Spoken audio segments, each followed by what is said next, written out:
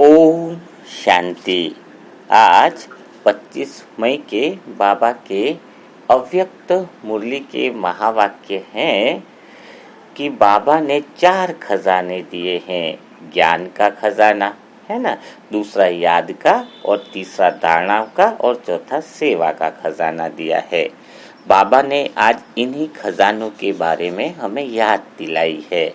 तो क्या आप आत्माएं इन खजानों का अनुभव कर चुके हो? यानी जैसे ज्ञान का खजाना अगर आपके जीवन में मिला है तो बाबा ने क्या कहा है, उसका सबूत क्या है? अगर ज्ञान का खजाना आपको मिला है तो आप दुख और अशांति से मुक्त हो जाएंगे। तो पहले हम ज्ञान के खजाने की बात करेंगे कि हमारे अंदर ज्ञान का खजाना अगर आया है तो दुख और अशांति है तो नहीं। अगर दुख और अशांति है तो इसका अर्थ है ज्ञान का खजाना नहीं आया है। क्लियर बात है ना। और आधा ज्ञान आया है तो आधा दुख और आधा अशांति है ना। तो वास्तव में ज्ञान का खजाना कहते किसको है? तो इसको एक लाइन के अर्थ में समझेंगे तो आप स्वयं से अपनी टैली करेंगे, है ना, कि ज्ञान का खजाना आपको कितना मिला है। तो परमात्मा शिव के लिए गायन है। क्या गायन है? ओम नमः शिवाय, है ना। और इसका अर्थ क्या है कि मैं आत्मा आपके आगे सिर झुकाकर नतमस्तक करती हूँ, नमन करती हूँ। शिव के आगे कहते हैं पूरा लेट करके भी नमन करते हैं, है ना, कि हे परमात्मा तेरे चरणों में शत शत नतमस्तक होकर के नमन करना। और वो नमन करना ही ज्ञान का प्रतीक है। यानी अपने अहंकार को परमात्मा के आगे जिसने अर्पित कर दिया है, जिसने अपने घमंड को, जिसने अपनी मन की मान्यताओं को, जिसने झूठा ज्ञान जो एकत्रित कर रखा है, वो सारी बातें परमात्मा के आगे क्या बोली कि सारी बातें झूठी हैं।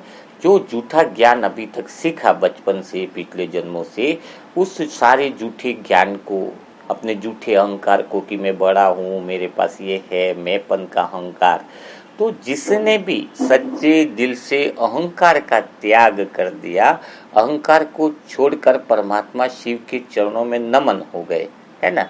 यानी देहभान और शास्त्रों की भी जो बातें सीखी हैं, जो अज्ञानता है, उन सबको भगवान के आगे जिसने भी सच्चे दिल से रख दिया है, वह दुख और अशांति से मुक्त हो गया है। जिसने कुछ कुछ बातें पकड़ रखी है अपने अहंकार वश, क्योंकि अहंकार वाला क्या होता है, अहंकार वाले को तो लड़ाई करनी पड़ती है। अहंकार वाला व्यक्ति, छोटा भी अहंकार है तो हर बात को सिद्ध करने में लड़ाई करता है। और परमात्मा है सत्य, है ना, ज्ञान है सत्य, और सत्य को लड़ाई से नहीं जीता जा सकता, सत्य को लड़ाई से पाया नहीं जा सकता। सत्य को सिर्फ एक ही विधि है, और वह विधि है समर्पण की विधि। जो आत्मा अपने जीवन में पुरानी बातों, मान्यताओं को, देह भान को, है, और जितनी भी बातें हैं, एक सच्चे दिल से क्या करेगा, परमात्मा के आगे नमन कर देगा, अहंकार को त्याग कर देगा, समर्पित कर देगा स्वयं को, वही आत्मा सच्ची ज्ञानी है ना। और वो अहंकार खत्म कैसे कर पाएंगे, है ना। कभी प्रश्न भी उठता है ना कि भगवान को नमन करना, अहंकार खत्म करना है ना। तो अहंकार को खत्म करने का एक ही साधन आज बाबा ने हेडिंग में कहा कि शिक्षा के साथ क्षमा हो। यानी जितना आपके अंदर क्षमा भाव है, दया भाव है, कि कोई भी आपके साथ कितना भी कुछ गलत करता है, आप उसे माफ करते हो, कोई बात नहीं, चलो इट्स ओके, हो गया, है ना, माफ करते हो। और आपकी गलती है, जहाँ पे आपको लग रही है कि ये मेरी मिस्टेक है, तो वहाँ पर बिल्कुल सच्चे दिल से आप कहते हो कि मेरी गलती है, आप मुझे माफ करो, है ना। तो जिसके अंदर शिक्षा के साथ क्षमा भाव है तो वो अहंकार को बिल्कुल त्याग कर देता है। जिसके अंदर अहंकार है वो कभी भी किसी के आगे झुकना नहीं चाहेगा, माफी नहीं मांगेगा, न माफ करेगा। तो ऐसी आत्माओं के अंदर ज्ञान की कमी है, वो स्पष्ट नजर आता है।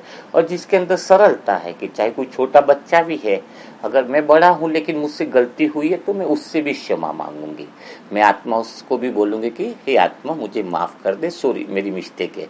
नहीं तो क्या होता है, अहंकार वाला व्यक्ति हमेशा हर बात को सत्य सिद्ध करना चाहता है। तो आज अपने आप में चेक करो, ज्ञान का आईना भी बाबा ने बता दिया है। अहंकार जीरो हो, भगवान के आगे नमन करोगे तो समझ में आएगा कि आपके अंदर ज्ञान अच्छा, और ज्ञान अच्छा है तो आपके जीवन में दुख और अशांति हो नहीं सकती।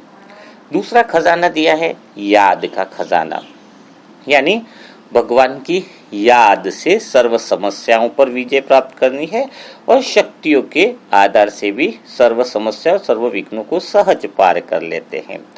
तो याद का खजाना किसके पास है? योग का खजाना आपने कितना जमा किया है वो कैसे पता चलेगा? तो उसका भी आपको तरीका बताते हैं, जैसे आपको समझ मिले कि वास्तव में आपके अंदर जो है वह योग की कितनी समझ है, याद की कितनी शक्ति आपने इकट्ठी करी है। तो उसका सबसे पहला जो प्रूफ है कि याद कितनी है, योग कितनी है, तो इसका सबसे पहला प्रूफ है कि उस आत्मा के अंदर एक बात पक्की होगी। जिसके अंदर योग का बल है ना, जिसके अंदर याद का बल है, उस आत्मा को एक बात बहुत ज्यादा पक्की होगी कि मेरे अलावा मेरा इस दुनिया में कोई नहीं है। क्या बात पक्की होगी? कि मेरे अलावा मेरा इस दुनिया में कोई भी नहीं है। यानी आप जो आत्मा हो ना, आपके अलावा इस दुनिया में आपका कोई भी नहीं है। तो जैसे कौन किसका है, जैसे तो कोई चुनाव करे तो पता चलता है ना, किसी फैक्ट्री में कोई पद चयन कर रहे हैं तो सबको बोला जाएगा कि भाई इसको वोट दे कि इसको दे। तो उस इंसान को पता चला कि उसके खाते में 25 वोट आए, बाकी नहीं आए। तो चुनाव से पता चलता कि भाई मेरा कौन है और मेरा कौन नहीं है। तो वैसे ही आत्मा में कैसे पता चलेगा कि तुम खुद ही तुम्हारे हो? तो वो चुनाव कौन सा है? वह चुनाव मृत्यु का है। जो मृत्यु होती है तब आपके पास क्या रहता है? क्या कोई साधन आपके पास रहता है? क्या कोई रिश्ते नाते आपके पास रहते हैं? कोई संबंधी आपके पास रहती है?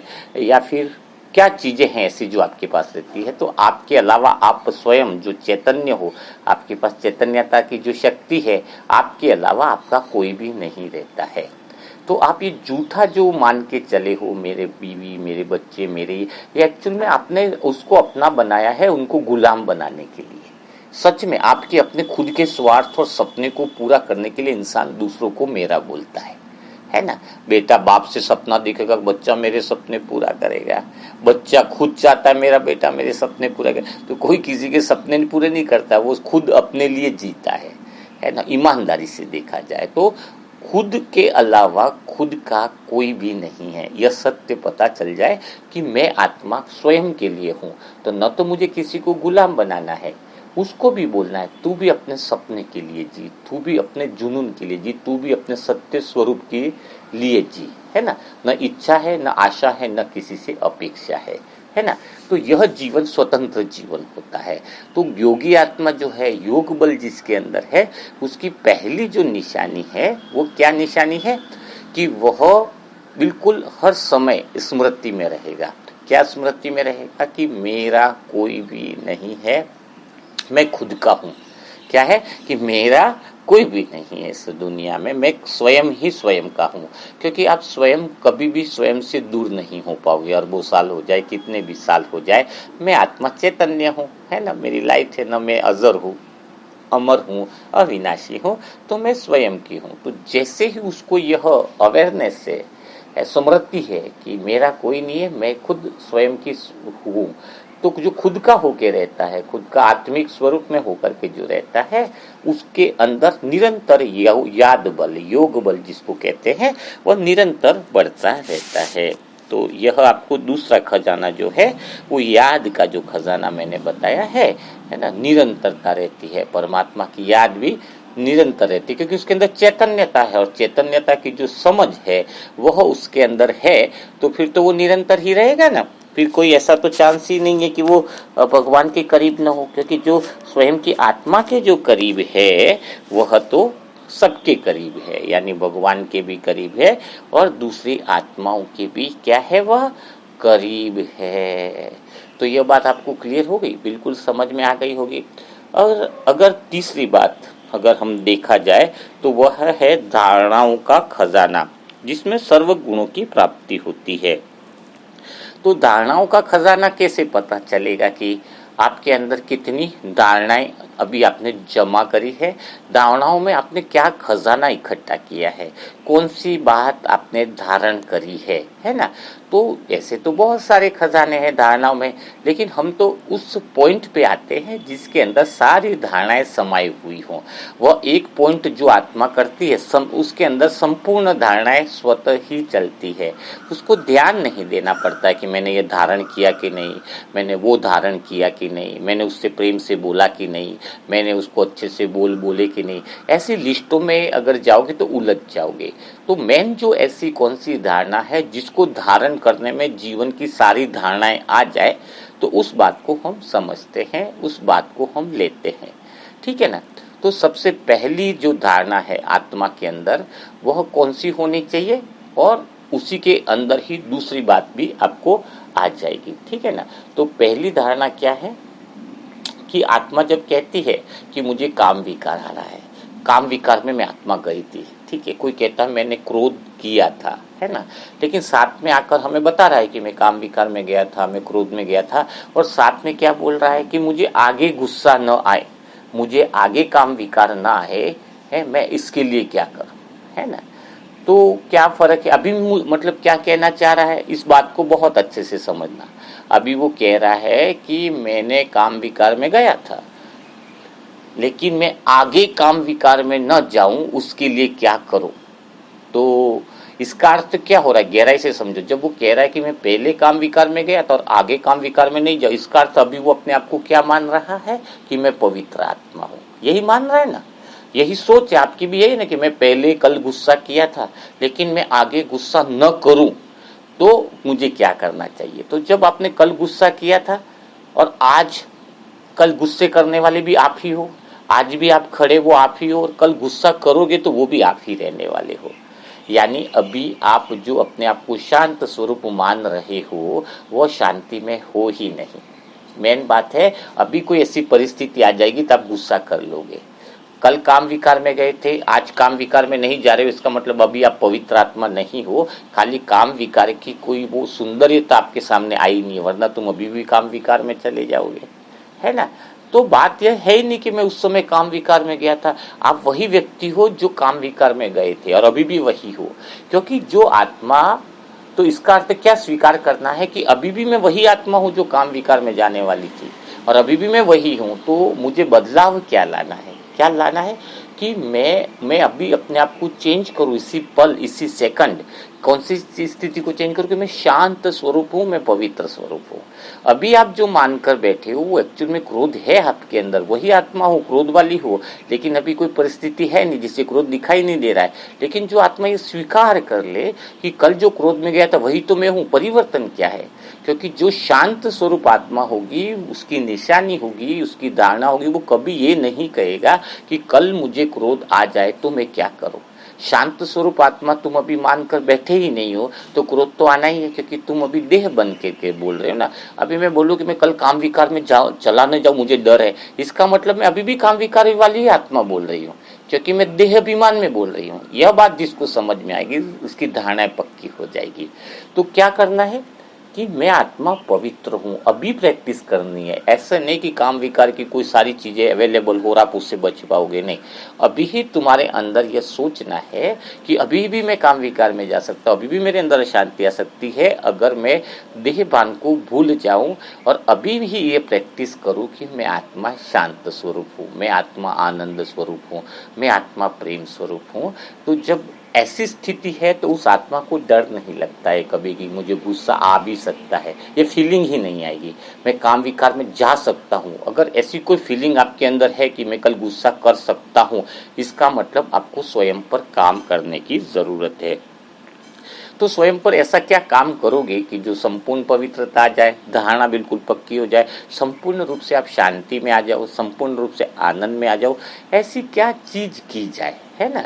तो उसके लिए आपको एक प्रैक्टिस करनी है पूरा दिन, 1 या 2 प्रैक्टिस करो धारणाओं की, तो आपके जीवन में वो सच्चा प्रेम, सच्ची शांति, सच्चा आनंद जो है वो आपके अंदर आ जाएगा। तो पूरा दिन क्या अभ्यास करना है कि लिखना है, हर घंटे करोगे तो जीवन बदल जाएगा आपका। धारणा यही करनी है, मेन धारणा कि जब आप खाना खा रहे हो तो भी ये बोलो कि देख, खाना खाते हुए देखने वाला कौन है है तो कौन है? आत्मा।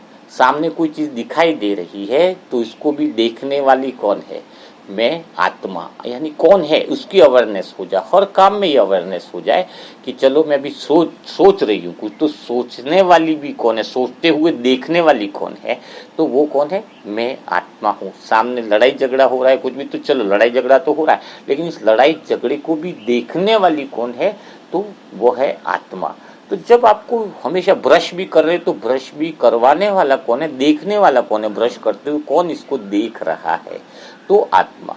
तो जब आपको खाली इतनी अवेयरनेस हो जाए पूरे दिन में, और घंटे में कोई 10 बार भी इसका अभ्यास कर लिया करता है कि देखने वाला कौन है ना? खाना खाते हुए देखने वाला कौन है ना? सबसे बातचीत करते हुए विचार जो चल रहा था, विचारों को भी देखने वाला कौन है? जब इसकी अवेयरनेस हो जाए, इसकी धारणा हो जाए जिस आत्मा के अंदर, वह आत्मा के अंदर ऑटोमेटिक बाकी सभी धारणाएं जो हैं वह स्वतः ही आ जाएगी, बिल्कुल स्वतः ही आ जाएगी। ऐसी पक्की स्थिति हो जाएगी कि आप भी बोलोगे ये तो बड़ा मजा आ गया, बड़ा आनंद आ गया, है ना?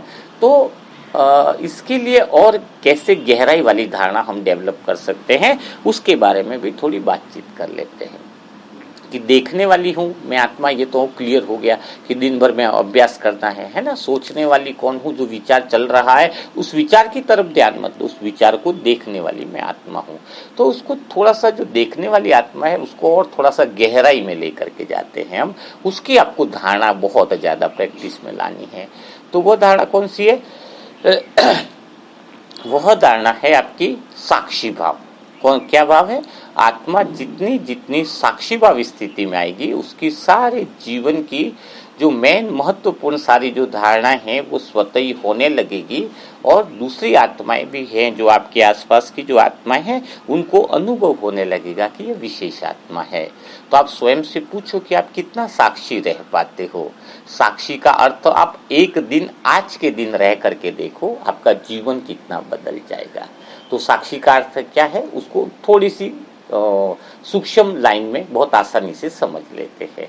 साक्षी भाव का अर्थ एक ही है कि आप उन सबको देख रहे हो जो आसपास ब्रश करते हुए देख रहे हो, लड़ाई झगड़ा कर रहे हो उनको देख रहे हो, कोई शांति से बैठ रहे उनको देख रहे हो। तो आप सिर्फ क्या देख रहे हो? आपके आसपास होने वाले निरंतर जो बदलाव हो रहे हैं, उन बदलावों को आप खाली देख रहे हो, लेकिन खुद में कोई बदलाव नहीं आ रहा है। उनको देखकर आप अपने सत्य स्वरूप में स्थित हो। तो साक्षी भाव का अर्थ क्या है कि हर घंटे हमारे आसपास कुछ न कुछ नई पुरानी घटनाएं घटित हो रही हैं, कुछ न कुछ बदलाव आ रहा है।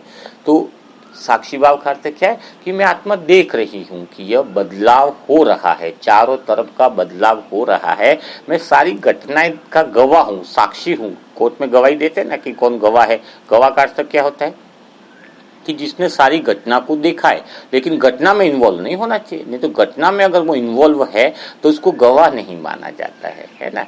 तो गवाह कौन हुआ? जिसने सारी घटना को देखा और घटना से बिल्कुल अनभिज्ञ रहा, उससे उसका कोई उसके ऊपर असर नहीं हुआ है ना? तो हम भी, साक्षी भाव का अर्थ यही है कि हम आत्माएं देखें कि हमारे जो चारों तरफ जो बदलाव आ रहे हैं, हम उस बदलावों को देखें, चेक करें कि मेरे चारों तरफ ये बदलाव है ना? लेकिन हमारे अंदर उन चीज़ों का प्रभाव नहीं पड़े, उन फीलिंगों का प्रभाव नहीं पड़े, तो उसको कहेंगे साक्षी भाव। हो गया? तो आज इसकी प्रैक्टिस करना चाहोगे साक्षी भाव की? खाली आपको देखना है कि आसपास जो बदलाव हो रहे हैं उनको खाली देखना है। अच्छा, प्रश्न यह पर भी उत्पन्न होगा कि अगर आपके अंदर वो जो बदलाव हो रहे हैं, अगर उन बदलावों को खाली देखोगे, कुछ करोगे नहीं, तो फिर क्या परिवर्तन होगा? तो फिर क्या होने लगेगा? तो अगर आप 2-3 दिन भी यह बदलावों को खाली देखते हो, उसका हिस्सा नहीं बनते हो, उससे अटैचमेंट नहीं बनाते हो, तो सबसे पहला जो परिणाम चौथे दिन में ही देखने को मिल जाएगा। क्योंकि मेरे को तो तीसरे चौथे दिन ही बहुत अच्छा परिणाम देखने को मिला था साक्षी भाव में, खाली देखने से, डिटैच रहने से। तो पहला मस्त परिणाम देखने को मिलेगा कि हमारी आत्मा के अंदर जो ओरिजिनल शांति है, अंदर ओरिजिनल जो प्रेम है, वह सब बाहर आने लगेगा। वह प्रेम दिखाई देने लगेगा। जो अंदर का प्रेम है वो भीतर का प्रेम प्रकट होने लगेगा। ये जो विचारों का प्रेम है वो ओरिजिनल प्रेम नहीं है। कोई कहता है मैं तुमसे प्यार करता हूँ, मैं तुम्हारे बिना रह नहीं सकता हूँ, मेरा तुम्हारे सच्चे दिल का प्यार है, वह प्रेम खाली विचारों तक है, और विचार खत्म तो प्रेम खत्म। देखा ना, कोई बोलना बंद तो प्रेम खत्म हो गया। तो वो प्रेम अंतर्मन वाला ओरिजिनल प्रेम नहीं है, वो विचारों वाला प्रेम है। वो विचारों वाला प्रेम सच्चा प्रेम नहीं है। लेकिन जैसे ही आप आत्मा साक्षी भाव रहते हो ना, तो अंदर से आपका प्रेम भाव निकलता है, स्वतः ही प्रेममय हो जाए। तुम प्रेम ही हो, ऐसा मुझे तो अनुभव होता है कि मैं प्रेम ही हूँ, मैं शांति ही हूँ, मैं आनंद ही हूँ, है ना, मैं प्रेम ही हूँ। मतलब मुझे जो देखेगा वो प्रेममय हो जाएगा। मुझे विचारों की जरूरत नहीं पड़ेगी कि मैं आपसे प्रेम करता हूँ बोलूँ। घर परिवार में आपको समझाने की जरूरत नहीं पड़ेगी कि मैं आपसे स्नेह करता हूँ। आपको देख कर ही आप वो साक्षात प्रेम की मूर्त बन जाओगे, प्रेममय हो जाओगे, है ना। तो साक्षी भाव होने से आपके अंदर से वो सारी शक्तियाँ, प्रेम, आनंद, मौन, है ना, वो स्वतः ही प्रकट होने लगेगी, है ना। क्योंकि आप किसी की फीलिंग का चोला आपने नहीं पहन रखा है, आपके ऊपर से सभी के लेबल हट चुके हैं। कोई बदलाव क्यों हुआ, ये क्यों होना चाहिए था, वो दुखी है, ये हो रहा है, तो वो सारे लेबल आपके हट गए। अब खाली आप देखने वाले बने, तो आपके अंदर से आप लाइट हाउस बन गए, है ना। आपके अंदर से वो स्वतः ही किरणें वो सारी जो है वो निकल रही है। अच्छा बताओ, देखो ब्रह्मा बाबा ने, शिव बाबा आए तो सब कुछ दे दिया, तो ब्रह्मा बाबा को मिला क्या? भगवान आए तो भगवान ने तो उनका पैसा ले लिया, धन ले लिया, दौलत ले ली, पद ले लिया, पोजीशन भी ले लिया, है ना, लौकिक में जो पोजीशन बिजनेसमैन की। तो इतना बेटे भी छूट गया उनका, है, जिसको पाल पोस के बड़ा किया, तो बेटा भी तो अपने मार्ग पे लग गया ना, भगवान के मार्ग पे तो आया नहीं। तो उनको मिला क्या? अगर देखा जाए तो ब्रह्मा बाबा को मिला क्या? तो ब्रह्मा बाबा को यह मिला कि उनको ओरिजिनल प्रेम मिल गया, वो आत्मिक स्थिति, साक्षी भाव वाला, उनका सत्य स्वरूप वाला प्रेम मिल गया। और प्रेम मिलने के बाद उनके अंदर से क्या आवाज आई कि पाना था सो पा लिया, अब कुछ पाने की तमन्ना नहीं रही। तो यह सब कुछ छोड़ने के बाद उनको जो चीज मिली, इसको शब्दों में बयान नहीं की जा सकती है। वह ओरिजिनल प्रेम, वह ओरिजिनल शांति, वह ओरिजिनल आनंद जो है वो उनके जीवन में मानो ऐसा चमत्कार कर दिया है कि उनको संपूर्ण कर्मातीत अवस्था तक पहुंचा दिया गया है। तो हमें यह देखना है, दुनिया का झूठा प्रेम पाना है या विचारों वाला प्रेम पाना है, या फिर मैं जो सत्य स्वरूप हूँ उस स्थिति का दर्शन सबको कराना है, उस स्थिति का जो अनुभव है वह हमें सबको कराना है। ठीक है ना। तो यह होगी धारणा की बात। इसको आप लिख लेना, ताकि कैसा है आप भूलोगे नहीं। और ये पॉइंट जो है ना बाद में बहुत काम आती है, एक ही दिन में देखने से नहीं है, उसको बार बार जब आप देखोगे, रिवाइज करोगे, तो आपको ध्यान रहेगा कि ज्ञान में बताया गया था कि हम देखने वाले हैं, अहंकार को हमें छोड़ना है। याद का बल में बताया कि योग का खजाने में आपको बताया कि आप जितना खुद के हो, स्वयं के हो, तो मेरा कोई नहीं है, उस भाव में रहोगे तो आपका योग बल बढ़ेगा। तो ये सारी बातें जो बताई गई हैं उसको डायरी में करो, राइट डाउन करो, लिखो, तो आपको समझ में आएगा। तो ये तीसरी बात धारणाओं की भी मैंने समझा दी है आपको, है ना। चौथी जो पॉइंट है वो बाबा ने कहा है सेवा का खजाना।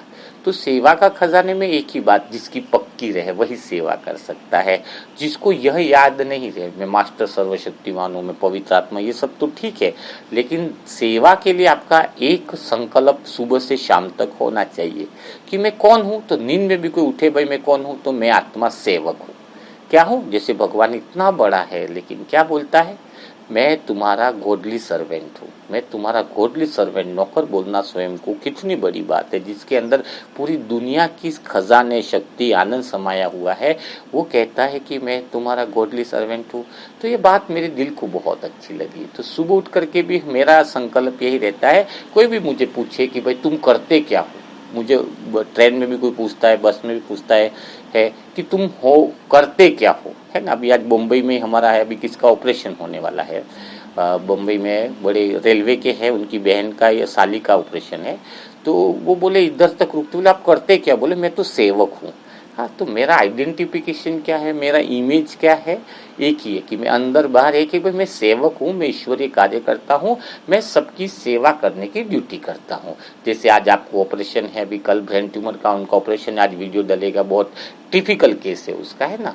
चांसेस कम वाले डॉक्टर ने बता रखा है, पर मैंने बोला चांसेस कम होते हैं ना, वहाँ पर सुख की लहर बढ़ जाती है, जहाँ कुछ नहीं होता है ना वहाँ पर आ जाता है ना।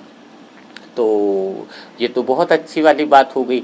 तो सेवक हूँ ये भाव है। कभी व्हाट्सएप में मुझे मैसेज करते तो मैं क्या लिखता हूँ कि आपका सेवक जो है वो आपकी क्या सेवा कर सकता है। इससे अपने अंदर ये पता चलता है कि अपन जमीन से जुड़े हुए हैं ना। योग भी जमीन पर बैठकर क्यों करते हैं साधु संत, ताकि वो अपनी औकात न भूलें, है ना। गद्दे पर बैठ करके योग करने में क्या होगा कि कुछ अहंकार आता है, कुछ अहम आता है। जमीन पर साधारण चटाई बिछा करके ही, जैसे मैं आत्मा भी योग करना पसंद करती हूँ, इससे अपनी औकात यानी जमीन से जुड़े हुए हम सेवक है, हम नौकर हैं, हम सूक्ष्म भाव में भी हमारा किसी के प्रति कुछ लेना लेने का भाव नहीं, सेवा का भाव है। हम दुनिया में देने के लिए आए हैं, सेवा करने के लिए आए हैं। तो जब हमारे अंदर इस तरह का भाव हो, सेवा का भाव हो, तो वह सेवाएं जो है फिर दुआएं देती है और दुआएं मिलती है। और इसके लिए तो सेवा के लिए तो आपका मनसा सेवा ग्रुप है ही। सेवाओं के बारे में ज़्यादा बताने की ज़रूरत नहीं है, क्योंकि आप सभी आत्माएं सच्चे सेवक हैं। जो पूरी दुनिया की आत्माओं को, कितनी सारी आत्माओं को आपने ठीक कर दिया है अपनी दुआओं के बल से। तो आप वैसे ही इतना पुण्य कर्म कर रहे हो, तो और ज़्यादा सेवा के बारे में समझाने की ज़रूरत नहीं है। लेकिन सेवा करने से ही बाप समान बना जा सकता है। आपने अंदर जितना भी ज्ञान धारण किया है, योग धारण किया है, चाहे कुछ भी किया है, वो शक्तियाँ जो बाहर निकलेंगी उसका साधन है सेवा। जितना आप सेवा करते जाओगे, आपका ओहरा जो है पवित्रता का, शांति का, साक्षी भाव का, वह बाहर निकलता जाएगा। आपके चरणों में, हाथों में, नयनों में पवित्रता का भाव पैदा हो जाएगा और आप आत्माएं बाप समान बनने के लिए बिल्कुल क्या हो जाओगे, तैयार हो जाओगे। तो आज काफ़ी सारी बातें आपको मुरली मंथन के अंदर बताई गई है। किसको क्या बात समझ में आई, किसको क्या बात अच्छी लगी, वो कमेंट में ज़रूर लिखना। हम लोग भी पढ़ते हैं कि कौन सी बात किसको समझ में आई, कौन सी बात किसके लिए थी, है ना। सबके लिए अलग अलग बाबा जो है मुरली में पॉइंट बताता है, लेकिन जिसको जिस चीज़ की ज़रूरत होती है वह बातों का समाधान जो है वह मुरली में मिल जाता है। ठीक है ना। तो कल फिर हम मुलाकात करेंगे ऐसे ही मुरली मंथन के साथ। तब तक के लिए सभी भाई बहनों को ओम शांति, ओम शांति, ओम शांति।